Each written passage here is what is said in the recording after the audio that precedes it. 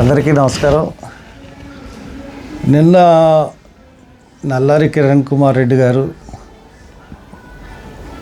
ముఖ్యమంత్రి, మాజీ ముఖ్యమంత్రి, అంటే సమైక్యాంధ్రకి ముఖ్యమంత్రి, లాస్ట్ ముఖ్యమంత్రిగా చేసిన నల్లారి కిరణ్ కుమార్ రెడ్డి గారు పోలవరం గురించి మాట్లాడింది నేను చూడడం జరిగింది.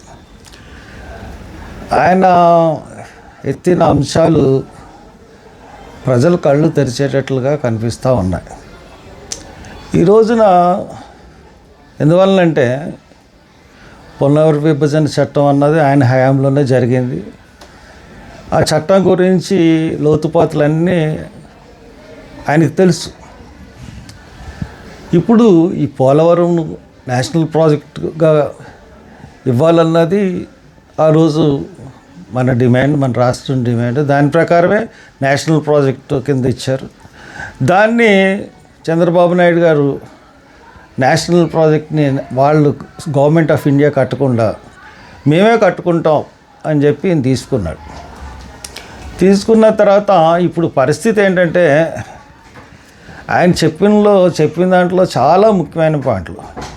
ఈయన అసలు పోలవరాన్ని పూర్తి చేయాలనుకుంటున్నాడా, లేకపోతే పోలవరం మీద అలాగా ఏటీఎం కింద వాడుకుంటూ సాగతీద్దాం అనుకుంటున్నాడా అన్నది నిన్న ప్రెస్ మీట్ విన్న తర్వాత నాకు వచ్చిన అనుమానం ఏంటంటే, అక్కడ పోలవరంలో నీళ్లు నిలవ ఉండాలంటే, అంటే డ్యామ్, ఇట్స్ ఎ డ్యామ్, డ్యామ్లో నీళ్లు నిలవ ఉండాలి. నీళ్లు నిల్వ ఉండాలంటే ఇంకా ఎక్విజిషన్ పూర్తవలేదు. ఆయన చెప్తున్నది ఏంటి, ఛత్తీస్గఢ్లో 4 గ్రామాలు, ఒరిస్సాలో 8 గ్రామాలు. ఈ రెండింటి మీద ఆ 12 గ్రామాలు కలిస్తేనే ఇక్కడ నీళ్లు నిల్వ ఉంటాయి. వాళ్ళు అది కలవాలంటే ఈయన వెళ్ళి ఒరిస్సాతో చర్చలు జరపాలి, ఆ 8 గ్రామాలని మాకు ఇమ్మని చెప్పి అడగాలి. అలాగే ఛత్తీస్గఢ్తో చర్చలు జరపాలి. 2 గవర్నమెంట్లు బీజేపీ గవర్నమెంట్లు. బీజేపీ వాళ్ళు ఎవరికన్నా ఆయన పంపించి బీజేపీతో మాట్లాడి, బీజేపీ ప్రెసిడెంట్తో మాట్లాడి, లేకపోతే ప్రైమ్ మినిస్టర్తో మాట్లాడి ఆ 2 అంశాలని ఇమీడియట్గా ఒప్పించి ఇమీడియట్గా చేయాలి. లేదంటే పుష్కరాల లోపల పోలవరం కట్టేస్తారంటాడు. పుష్కరాల లోపల పోలవరం ఓపెనింగ్ అంటాడు. ఎప్పుడు మీరు ఎక్విజిషన్ చేస్తారు? ఎక్విజిషన్ చేసిన దానికి పూర్తి అంటే ఆర్థిక సహాయం అంతా కూడా పోలవరం ప్రాజెక్టుకి చట్టం ప్రకారం కేంద్ర ప్రభుత్వమే చేయాల్సి ఉంటుంది. ఎక్విజిషన్ అంటే ఆ 2 ఎక్విజిషన్లు 12 గ్రామాల ఎక్విజిషన్కి కాంపన్సేషన్ అన్నది భూమికి భూమా లేకపోతే ఏం కాంపన్సేషన్ ఇవ్వాలన్నది ఆ గవర్నమెంట్కి సెంట్రల్ గవర్నమెంట్ ఇస్తుంది. అసలు ఈయన అప్లికేషనే పెట్టాలి కదా, ఎక్విజిషన్ చెయ్యండి, మాకు ఈ గ్రామాలు కావాలి అని సెంట్రల్ గవర్నమెంట్కి పెట్టాలి, ఆ స్టేట్ గవర్నమెంట్కి పెట్టాలి. పెట్టిన తర్వాతే కదా ఇక్కడ కదలిక అని వస్తుంది. ఇప్పుడు అది మానేసి ఈయన ఎంతసేపు ఎక్కడి నుంచి డబ్బులు తీసుకోవాలి, ఎలా కట్టాలి, ఏం చేయాలి. ఒకసారి ఆల్రెడీ పోలవరం డయాఫ్రామ్ వాల్ కొట్టుకుపోయింది. డబుల్ డయాఫ్రామ్ వాల్ ఏమని ఫస్ట్ నుంచి మొదలు పెడుతున్నాను, వినలేదు.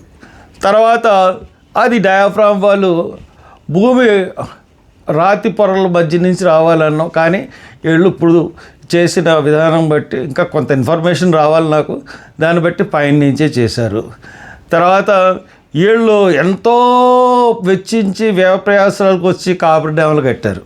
కాపర్ డ్యాముల ఉద్దేశం ఏంటి, అటు ప్రవాహం ఇటు ప్రవాహం అడ్డుకోవాలని.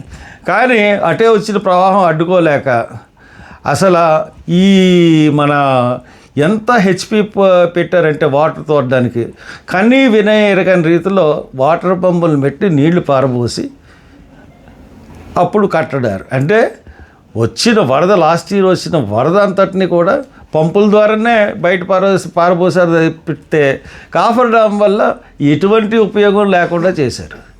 అటువంటి పరిస్థితులు చంద్రబాబు నాయుడు గారు జిమ్మిక్కులు చేస్తున్నారు పోలవరం ప్రాజెక్టులో. కాబట్టి ఇమీడియట్గా కాంపన్సేషన్, ఇంకా చాలామందికి ఇప్పుడు భూములు ఇచ్చిన పోలవరంలో ఉన్నటువంటి చాలామందికి కాంపన్సేషన్ ఇవ్వలేదు. వాళ్ళు కాలనీలు చాలా దారుణమైన కాలనీలు కట్టారు, భూమికి భూమి ఇస్తా అన్నారు, ఇవ్వలేదు.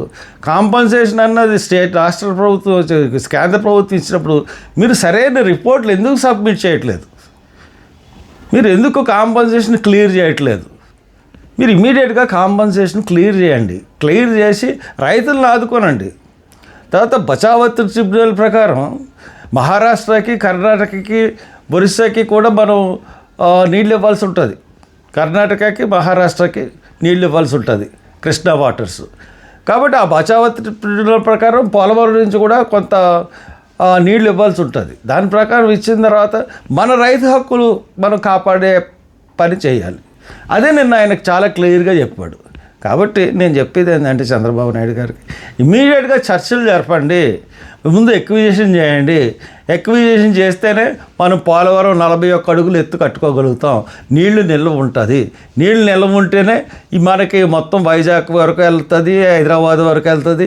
తర్వాత మనకి 24 లక్షలు 25 లక్షలు మనకి ఎకరాలు, లక్షల ఎకరాలు భూమి సాగు అవుతుంది.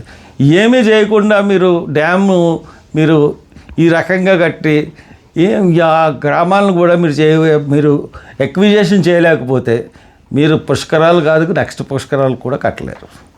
Thank you.